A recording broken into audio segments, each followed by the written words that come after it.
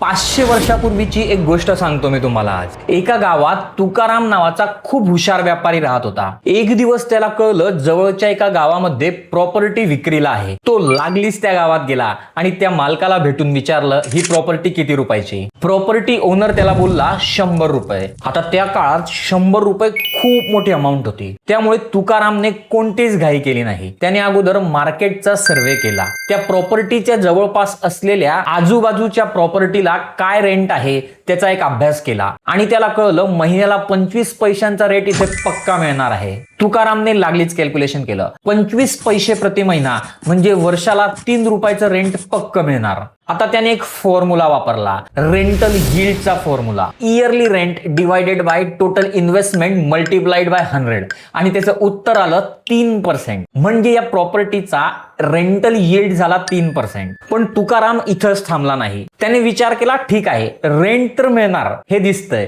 पण ही प्रॉपर्टी ज्या एरियामध्ये आहे त्याची फ्युचर ग्रोथ कशी आहे. त्याने पुन्हा एक स्टडी केली. आपल्या आजूबाजूला शेतकरी, व्यापारी, समृद्ध लोक दिसले, गावातून जाणारी नदी दिसली, शेत जमिनी हिरव्यागार दिसल्या आणि त्याला कळलं की गावाच्या डेव्हलपमेंट मध्ये स्ट्रॉंग पोटेन्शियल आहे. तुकारामने विचार केला अरे वा 3% रेंटल यील्ड पण मिळणार आणि फ्युचर मध्ये कॅपिटल ॲप्रिसिएशनचंही खूप स्ट्रॉंग पोटेन्शियल आहे. तो लागलीच त्या सेलरकडे गेला आणि त्याने टोकन देऊन ती प्रॉपर्टी खरेदी करून घेतली. आता येऊया 500 वर्ष पुढे म्हणजे आजच्या आयुष्यात. आज जग पूर्णपणे बदललंय, पण प्रॉपर्टीमध्ये इन्व्हेस्टमेंट करण्याचा फॉर्म्युला तोच जो तुकारामने वापरला. आजही तुम्हाला जर प्रॉपर्टी घ्यायची असेल तर सगळ्यात आधी एक प्रश्न स्वतःला विचारा, या प्रॉपर्टीचा रेंटल यील्ड किती आहे. रेसिडेन्शियल प्रॉपर्टीमध्ये 3% आणि कमर्शियल प्रॉपर्टीमध्ये 5% पेक्षा जास्त रेंटल यील्ड असेल तर ती प्रॉपर्टी अट्रॅक्टिव्ह असू शकते.